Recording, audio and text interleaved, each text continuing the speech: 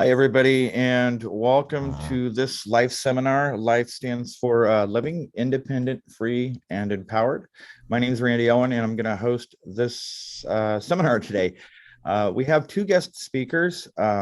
We have some folks from Sierra Regional Ski for Light, as well as Achieve Tahoe. But we're going to start today's presentation with the speaker from the Ski for Light event that's coming up. Miss Vicki Post. Are you there, Vicki? I am here. Okay, are you ready? Sure. Go for it. So, Thank you. thank you very much. And hearing that, I'll just start by saying I can't think of anything that fosters independence, freedom, like all of your kind of skills that you mentioned, like cross country skiing. So, it's worth paying attention to, even if you never get there. Um, I am currently past president of Sierra Regional Ski for Light. I've been cross country skiing for a long time. I was fortunate enough when I was in my 20s to have a couple of friends who taught me to cross country ski. But most people aren't quite that fortunate. So then I found Ski for Light. Sierra Regional Ski for Light is known as a regional. It's based on a national group called Ski for Light, which is its purpose was to actually allow blind people to get outdoors, to learn a sport, to develop themselves. It started back in a time when there were not a lot of other options.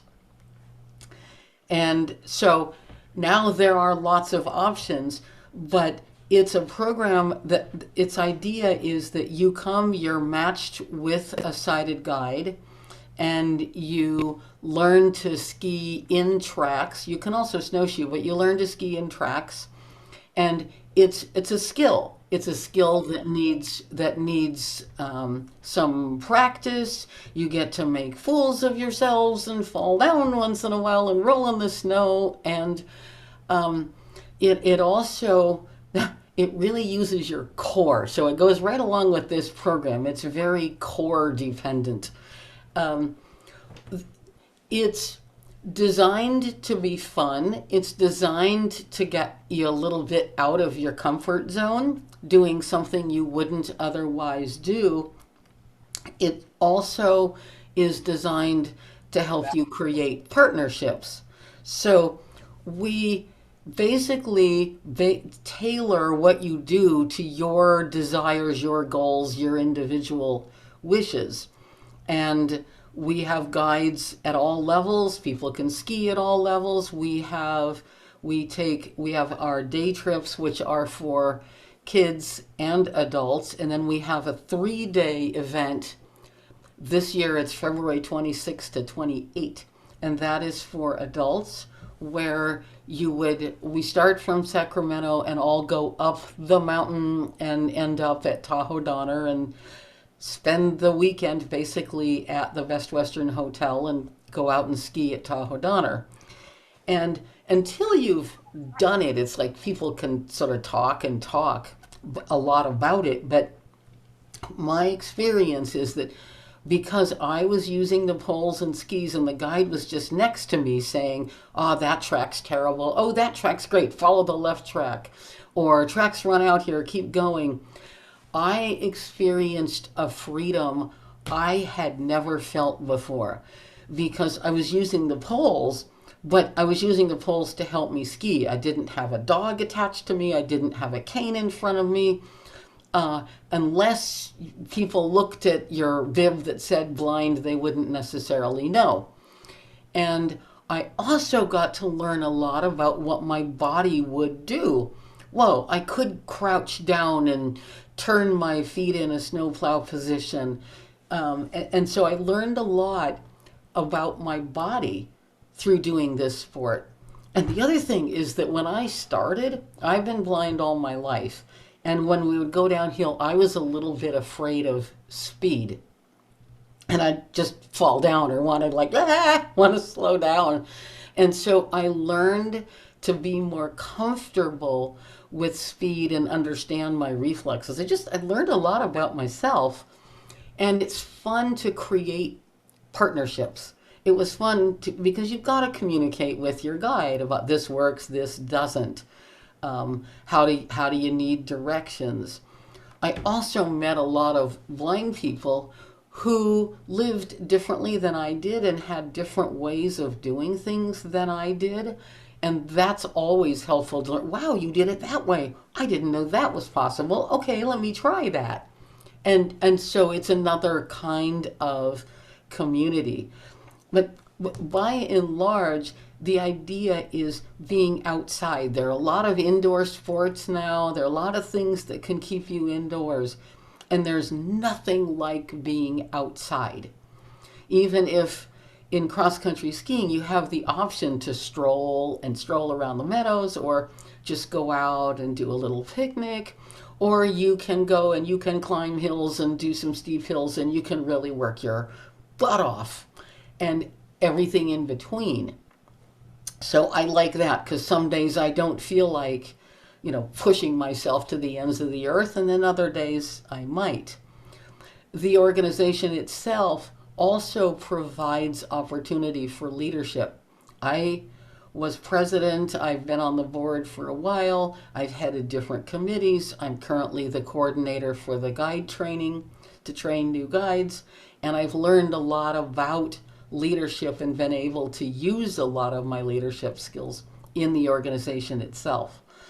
But the most important thing is just getting out there and moving.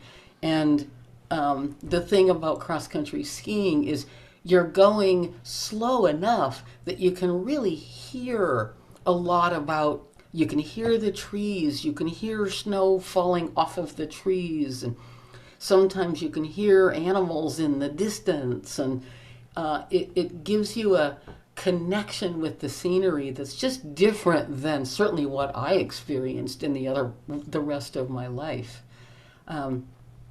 So I can talk for a very long time about this because I love it. But it's one of those things that I would recommend you trying at least once, if not more. Snowshoeing is it's not as technical as cross-country skiing, so in that sense it's a little easier. It's like hiking with things on your feet, and they just keep you from slipping in the ice and let you go all over the place, and you're walking. I don't experience quite the same sense of freedom on snowshoes as I do on skis, and I'm not quite sure why that is, but I don't. But we're a fun group of people. We stay in touch with each other over the course of the year. We're certainly excited about the prospect of some good snow this year, and hopefully the pandemic won't get in the way. And we also have a hiking program that we do in the summer.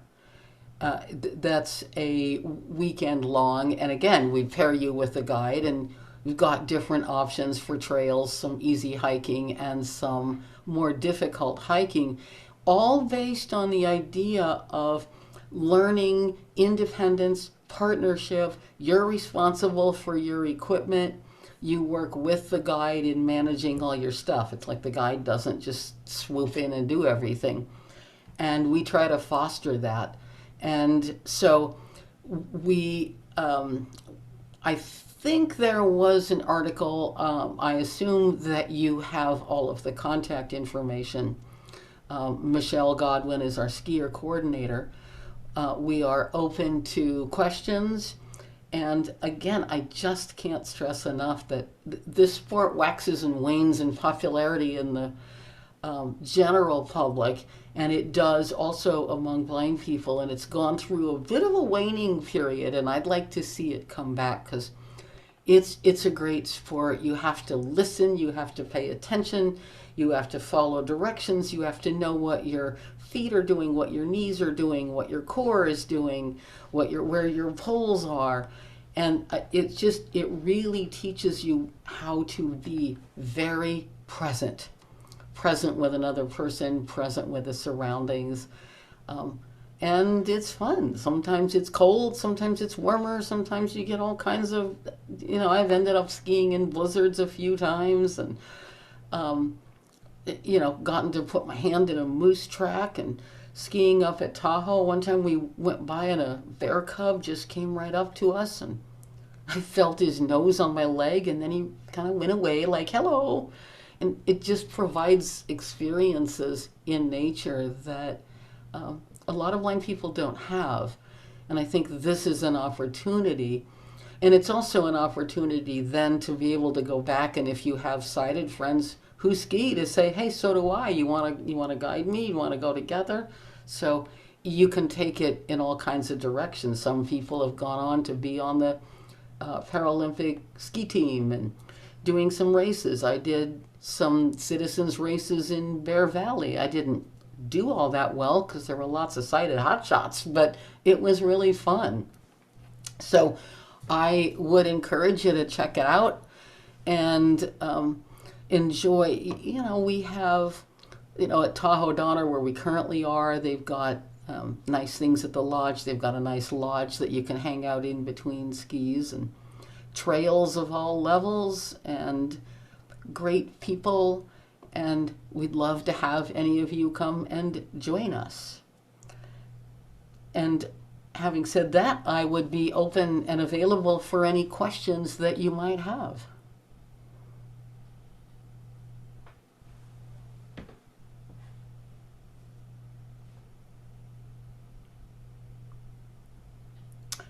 I wanted to just say I have the email with the Mm-hmm. information that has all the dates and the costs and Yeah. everything of the events coming up.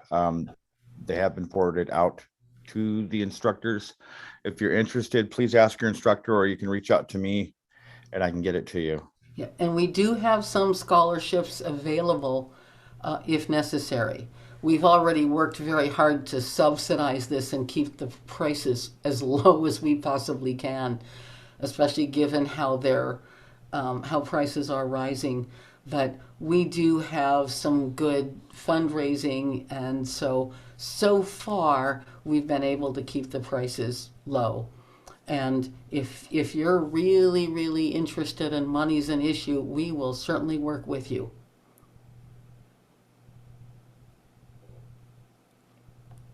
Because we'd really rather see people get out there and enjoy the sports and enjoy the outdoors, even if you don't have all the resources yourself. How does it usually work? Do people need to get, is there a meeting place here in the Sacramento area where folks will take a bus up, or do they need to get transportation up to the event? No, we provide transportation. The way it currently works on our day trips, we usually have people who are willing to drive up. And so we can assign people to different cars. We are currently experiencing a little bit of a driver shortage, so we are looking at getting a van or a small bus. For the 3 day, we do have a bus, and it leaves from the Fairfield Inn in Rancho Cordova. So if people can get themselves to the bus departure point, that's great. If not, we also can have drivers come and get people and bring them to the bus.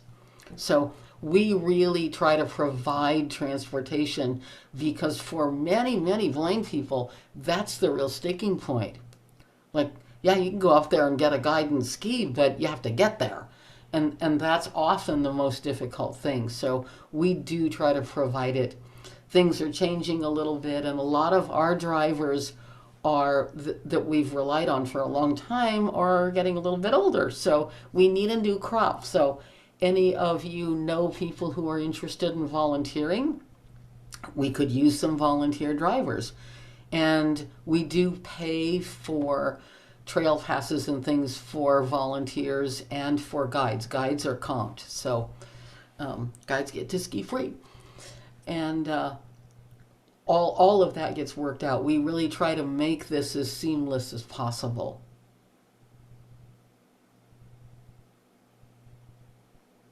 Any advice for first time skiers on how to dress? Warm. Uh, what I recommend is layers. Jeans are terrible because if you fall and they get wet. Um, if you can get a pair of um, sweatpants, cross country ski pants these days are not downhill ski, but just cross country ski pants with long underwear underneath, or what I do. But layers are good because in cross country skiing, you don't want a lot of bulky clothes. So I have like a long underwear top and then a t-shirt and then another sweater because I end up shedding layers. You warm up pretty quickly when you're cross country skiing.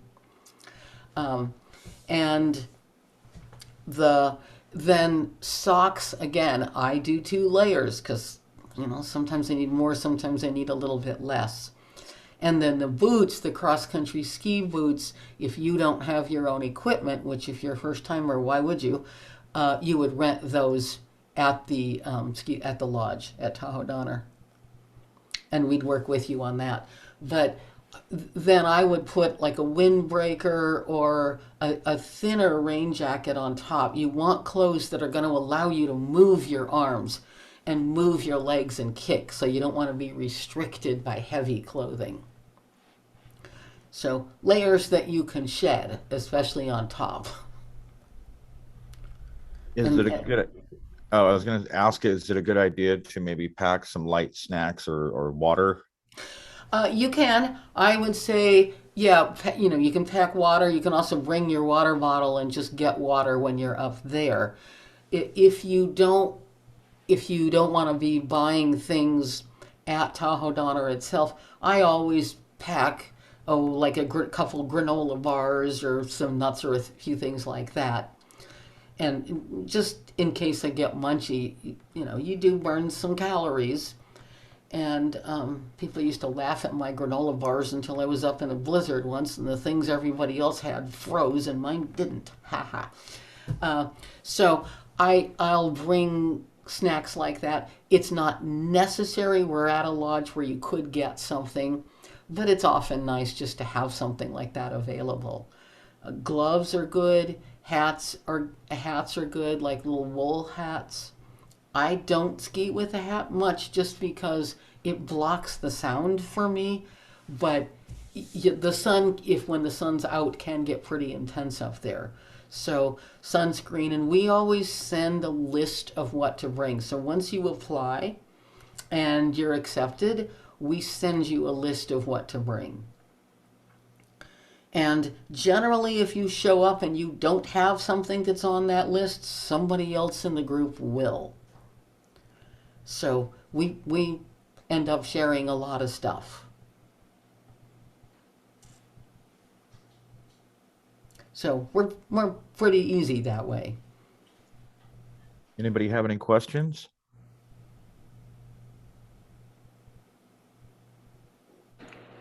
Hi, this is Terry. Hi. Hi. I got a question. It might be a silly question, but I doubt I have it. I have a guide dog, Hmm. and do people bring their guides on? Yes. I take my dog, especially because I need the dog to get to Sacramento. I'm in San Francisco, and so on the 3 day, we have doggy daycare at the hotel. Oh, So, okay. yeah, so we have someone who stays there, who walks the dogs, who watches them, hangs out with them. Sometimes, depending on the setup and the weather, especially on the day trips, we do have some extra crates. And we found a place to put the crates, and the dog can just be near the lodge in the crate while you're out skiing. The dogs aren't allowed on the trails. There's Okay. some places where they are, but I find it easier when I went out with my friends, not with Ski for Light. Then I took my dog, and the dog had to learn not to get right in front of the skis, and they learned. They learn, I'm and by sure. the end of the day, the dog would hop on the back of my skis. I'm like, "Hey, I can't get any glide here," Oh my because gosh, the that's dog so was trying to funny. ride and get an easy ride there. And it's fun watching them in the snow. It's fun just seen them, how they play in the snow. Oh, I know. Yeah. We just got snow yesterday, and that was her first snow. And oh Oh my gosh, she boy. was crazy, which Oh, is I can she imagine. I loved can it. It was imagine. so much fun. Yeah. But Yeah. then I also have a comment. My husband Mhm. actually is sitting over here raising his hands, like, I can help. I can help. I'd be a guide. I want to come. Yay. So, so he's like, Yay. I will be contacting you. Excellent. Excellent. And you know the movement of cross country skiing is kick and glide. You kind of like push off with your feet and then you're gliding along the tracks. And Mhm. I find it helps my walking. Oh, It actually helps my walking because I push off a little more and it changed my stride. So my stride is a little bit longer. nice. Yeah, Good exercise, that's for sure. very, very good exercise. But I find it really impacts me the rest of the year, even when I'm not skiing. Very nice. Yeah. So Well, thank dogs are you. welcome. Well, thank you very much. Mhm. Any other questions? Don't be shy. No question is dumb. No question is, taboo. Anything at all.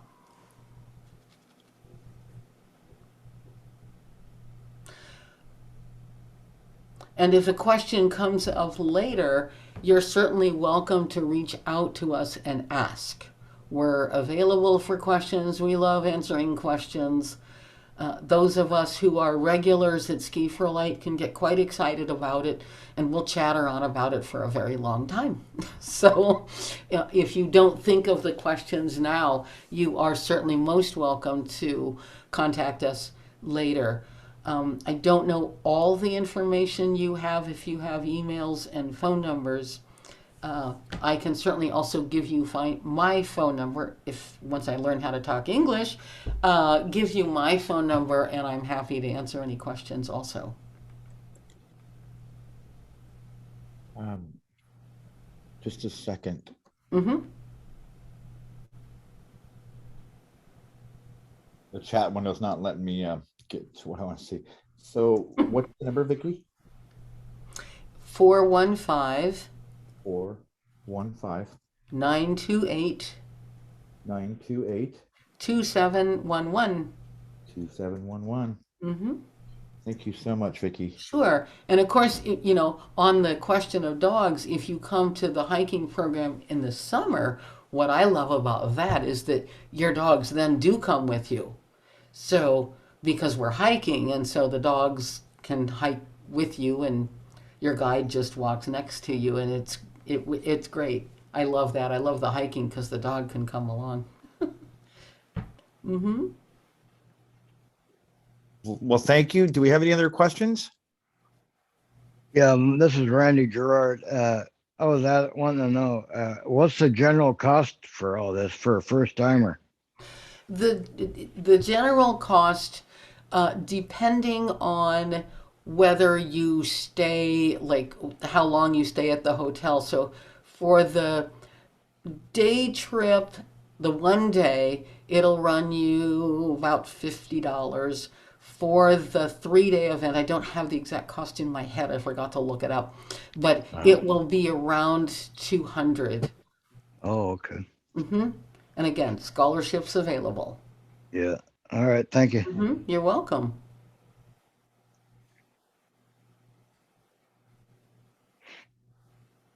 Okay. If no more questions, we'll get started with our second speaker. Thank you, Victoria, You're for welcome. coming Thank in you all today. very much. It was nice talking to you and nice meeting all of you.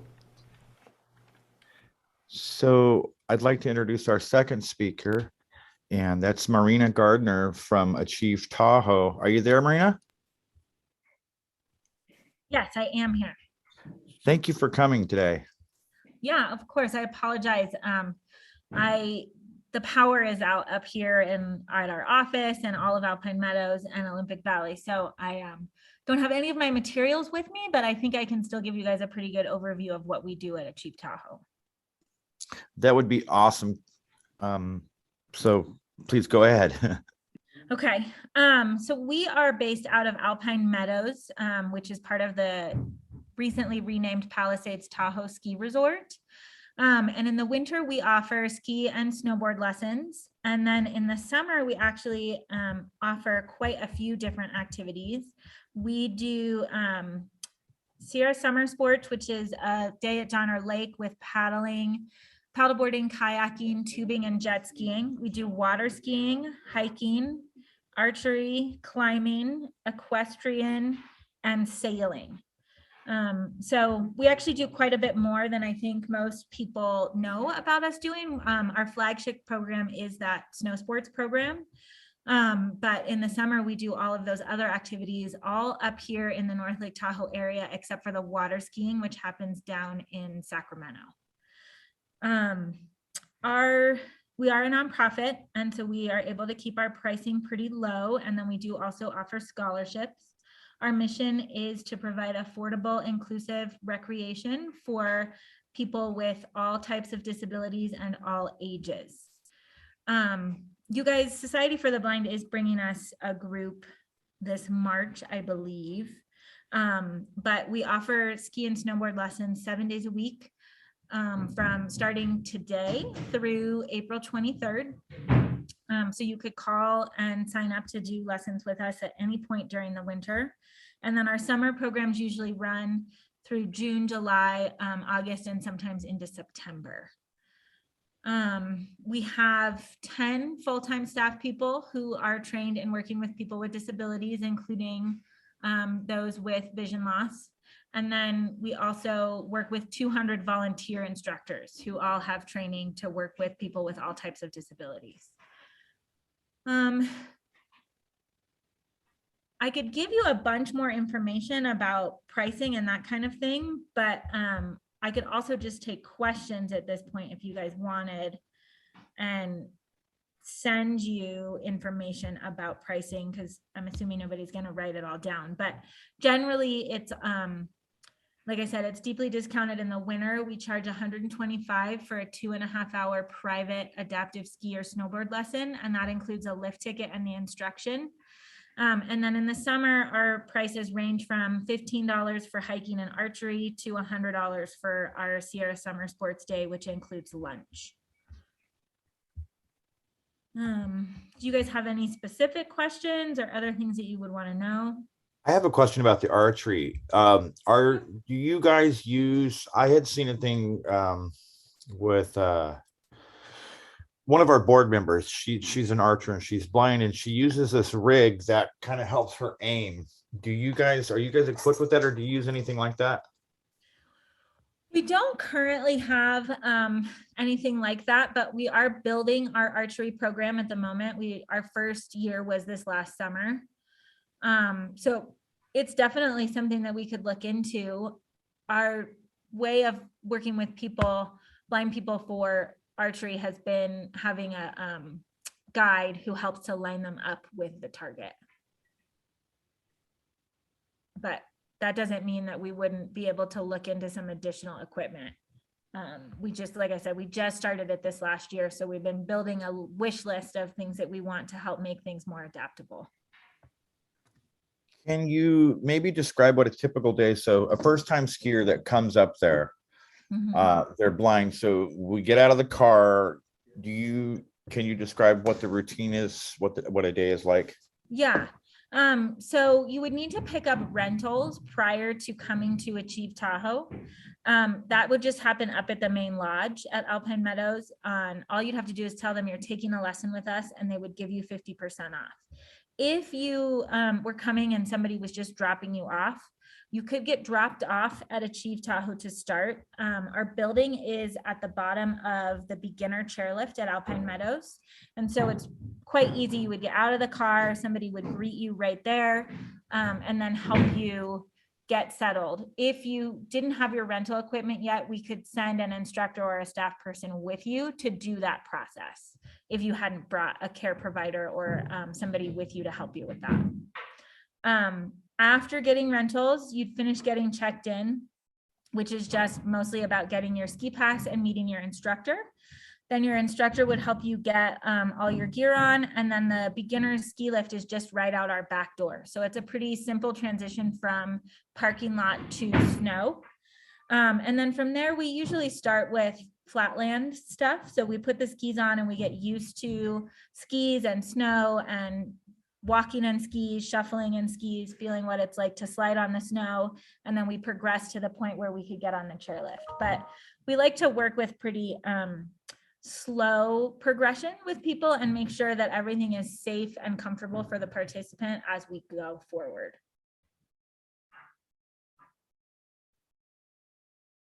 Does that make sense? Yes, I've been on the trip a few times. Great. Yeah, it's a blast. It's a lot of fun. Yeah. And Chris, who usually helps coordinate that trip, he helps with the rental part of things. But if for some reason you were getting dropped off by an Uber or a friend who didn't have time to help you with the rentals, we could help you with that.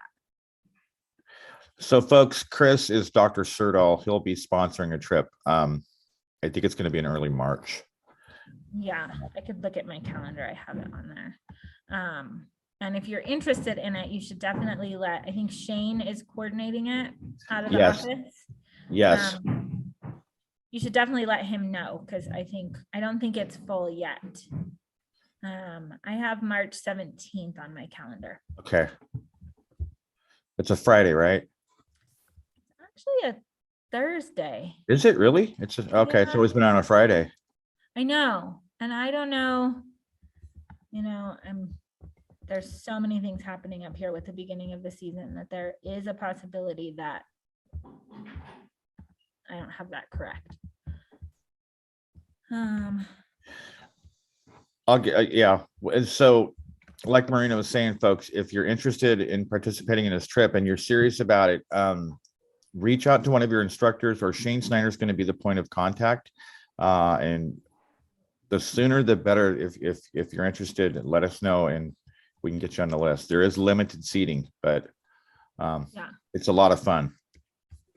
And you can also come anytime throughout the season. We're open 7 days a week, and we can do scholarships outside of that group time. So the main thing that you would have to coordinate if you wanted to come separate from the trip would be your transportation. And it is March 17th. So it's on a Thursday this year. Wow. One of the questions that somebody asked earlier about guide dogs, do people ever bring guide dogs? How is it handled? Because this is downhill skiing, this particular event, or if you want to talk maybe about the summer sports. Yeah. So in the winter, we don't have great options for service dogs and guide dogs, mostly because it's downhill skiing, so you can't take the dog with you. And we have a very small staff, so we don't really have somebody to watch the dogs. That being said, if you had a dog that does well in a crate and doesn't bark, we might be able to put the dog in the lobby. A guide dog has got different training than some of the service dogs that we deal with that don't have training, and so they get left behind and then they bark the whole time. So we could probably work something out, but we would definitely need to talk about it in advance. For the summer activities, as long as it's a service dog, they are allowed at all of the different locations where we do things. So hiking, archery, Tahoe paddle sports, water skiing, dogs are permitted to be there. And the only thing to consider would be making sure that we can find them a cool place in the shade to hang out if you're, let's say, going paddling in a kayak. But otherwise, dogs are welcome to all of our summer activities. And I meant to ask Vicky this question, and I apologize, Vicky. So is there a COVID policy for vaccinations for folks that are coming into for Achieve Tahoe, there is. We are requiring everybody be fully vaccinated, including our volunteers and staff. We are accepting medical exemptions on a case-by-case basis. So if for some medical reason you've been told not to get the vaccine, we just need a letter from your doctor stating that, and then we will review it and make a determination. Okay. And at Ski for Light, we are also requiring that volunteer staff, people, everyone be fully vaccinated. So and getting a bus big enough so that we've got lots of space in the bus. We're trying to follow protocols as best we can to keep people safe. Mhm. Thank you. Mhm.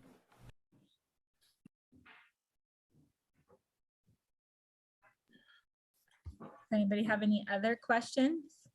All of the things that I've said are on our website, and the website, to my understanding, is very accessible. We had it rebuilt in the last couple of years so that it would be. But I'm happy to answer questions, and I would also be the person who would answer the phone if you called with further questions. I think somebody was trying to ask something. Yeah, this is Kyan. My wife is sighted and we like to do stuff together. I was just wondering if there's any opportunities for us to be able to go learn together. Yeah, so for our summer programs, friends and family are encouraged to join all of the activities because we don't operate at a ski resort that already has a ski school in the summer. We're at different locations. We're able to include friends and family, and we really encourage that. We think that recreation is a social activity, and we want people to be able to do it with their loved ones. In the winter, we can't offer lessons to people without disabilities as part of our contract with the ski resorts because they have their own ski schools.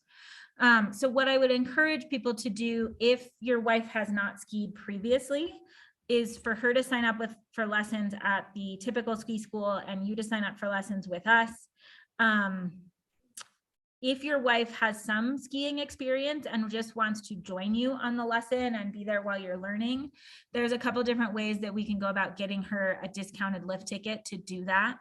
And I could walk you through the steps for doing that. It's not that complicated. They sell companion tickets for people with disabilities. So initially, if you're both like full beginners, I encourage you both to take lessons with the two different ski schools. And then as you progress, we could look at pairing you up and making it more of a social activity. Okay, thank you.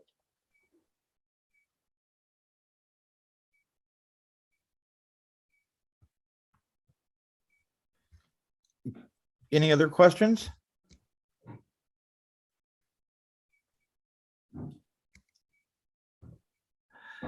Okay, Marina, can you go back over the summer sports that you had listed, please? Yeah, I'll do it more slowly this time.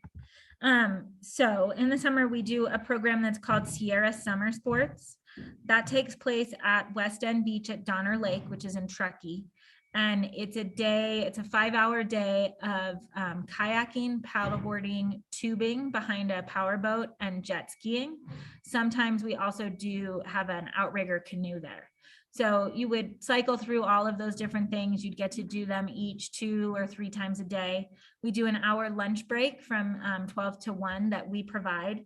So it's kind of just, it's a fun day at the lake. We schlep all the gear. We get everything set up for you. All you have to do is show up with your friends and family and enjoy it. We do water skiing out of Pleasant Grove, so in North Sacramento. We have a few participants out of Society for the Blind that have joined us for that and really enjoyed it. We do hiking at a variety of locations all around the North Lake Tahoe and Truckee area, as well as archery. And then we do climbing. Currently, it's just an indoor program on a wall, but we're hoping over the next few years to expand it to outdoor climbing as well. We have an equestrian program up in Tahoe Donner near Truckee, where we do horse handling skills as well as horseback riding, but it's a little different than your typical horseback riding. You're actually working with the horses, getting to interact with them and learn how to take care of them. And then the last thing that we do is sailing, and that happens on the west shore of Lake Tahoe. The sailing's fairly new, isn't it? Yeah, a lot of them are new. The climbing is new, equestrian is new, sailing is new. Okay, yeah, I thought you guys were doing sailing, and I didn't know about the equestrian. That's cool. Yeah, the equestrian program is really cool. It's like I said, it's a lot more about creating a relationship with the animal and learning to work with the animal, learning to get the animal to move the way that you want it to move. And then at the end, there is some riding of the animal, but it's different than your typical when you show up at a stable and they put you on a horse and you just follow the leader. Diane is one of our instructors, and she is an avid equestrian, and I guess that's the way to say it, but she would love to hear about this. Yeah. By the way, we are recording this. I didn't know if you heard or saw the notice when you came in. I did. I'm sorry, I cut you off. I saw that. Okay.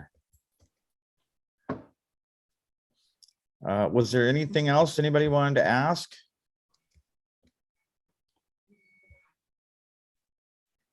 Okay. And your website's Achieve Tahoe, correct? Yeah, achievetahoe.org. And the phone number is on there. Feel free to call us anytime. I know people are getting more and more used to doing everything through websites, but we're happy to chat if you want to call and ask questions and figure out what's going to be best for you. Excellent. Thank you so much. Yeah. Vicki, are you still there? Hey. I am. Hey, I wanted to ask you too, and I apologize, I didn't ask you. Can you describe what a typical day from the time you get to site, like a cross-country skiing day, what that's like?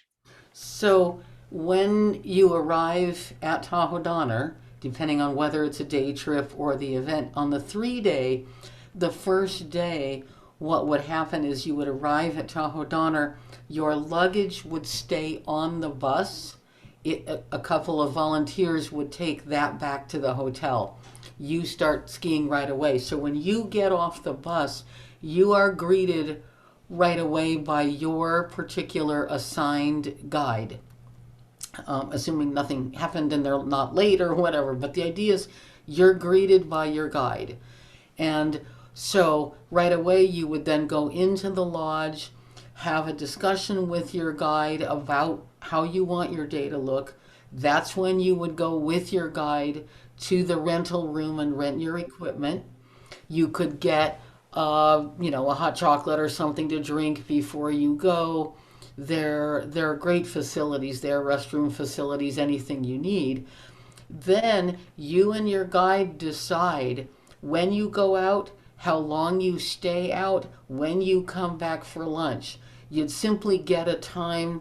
The bus is leaving at 3:00, and so you'd have to be back to the lodge and ready to go by the time the bus is leaving to take you to the hotel. And the day itself is quite unstructured. So you can go with your guide, you can go with another guide and skier and do things as a foursome. It's completely unstructured. Once you finish the day and we come back to the hotel, there's a hot tub at the hotel. People gather in each other's rooms for maybe a glass of wine or to hang out.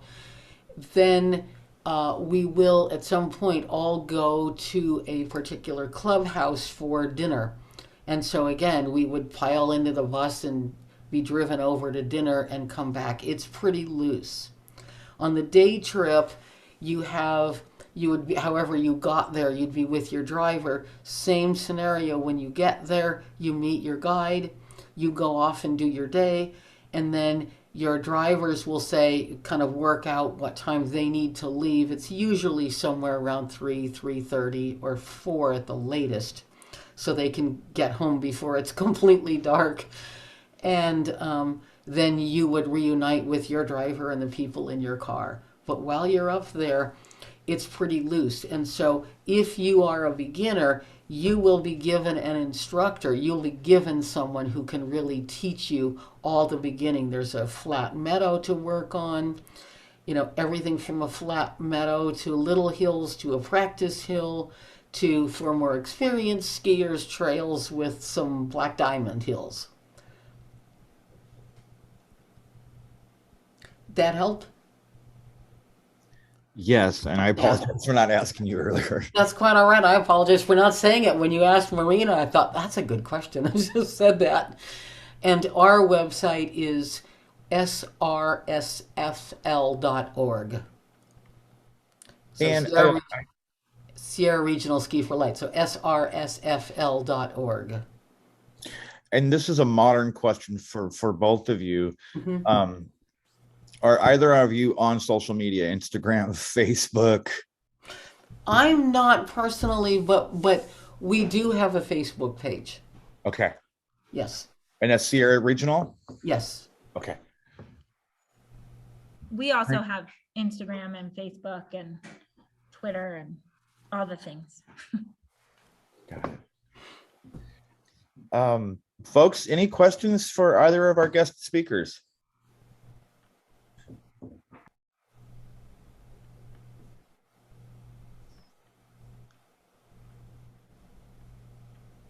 Nothing in the chat.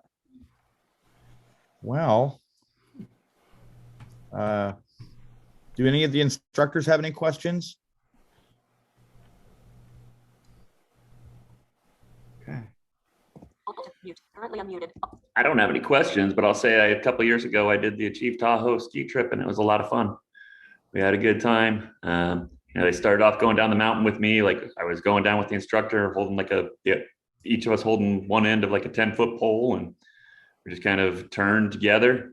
And then pretty soon after that, I was just going back down by myself with them skiing out in front of me, telling me when to turn. It was a lot of fun.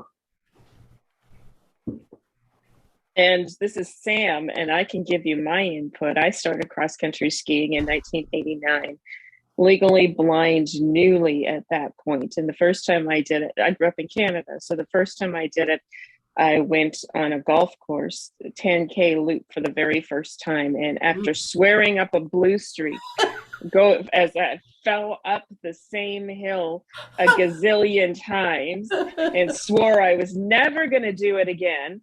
They came around the corner and we were at the end of the loop, and they said, "Oh, that was fun." And from then on, I did my first ski for light the following spring in the Rocky Mountains in Canada. And our ski for light had a race too. Does yours have a race? We at don't. The end of it? Yeah, we don't. The national one does. We don't, because we're only there 2.5 days. Okay. We've talked about it. So sometimes a few of us will get together and just kind of create our own. Yeah. But we don't have an official one. And this was a 4-day thing, and it was I don't know. Anyway, we did a race. Yeah. There was a talent show one night. Lots of fun and jocularity and lots of laughs. And then lots of skiing after that until I came to California. And then California, none. So for me, now this is several years later, more than several years later, 3 decades later, I can honestly say that the only thing that makes me spontaneously smile with glee, there are 3 things, and it's cross-country skiing, horseback riding, and downhill skiing. Well, there you go. You got both programs here then. Yeah. And downhill skiing, my brother used to work in the Rocky Mountains. He was a mechanic on the snowcats and the lifts. And so at the resort that he worked at was the place I first learned how to downhill ski. And he was the perfect guide because he's a really big guy. And because he groomed the hills regularly, he knew when you were going to go down and when you're going to pick up speed, but when you wanted to ride it out. So my initial instinct was like yours. I'm going too fast. Oh my God. So the first thing I do is sit down. Oh yeah, that's not helping. Because then you got to get up. Well, not only that, then you start rolling down the hill and then you go one way and your body goes the other and you hope that there's no tree in between. Exactly. But he was great. He could just grab me by the scruff of the neck and pull me up and say, basically my little brother telling me to smarten up. Stop that noise now. Yeah. We'd love to have you join us. It would be a ton of fun. And my husband actually used to be a big part of you. He was on the national team. Wow. At one point. Wow. Cool. That was my input. Anybody else want to share some experience or have any questions?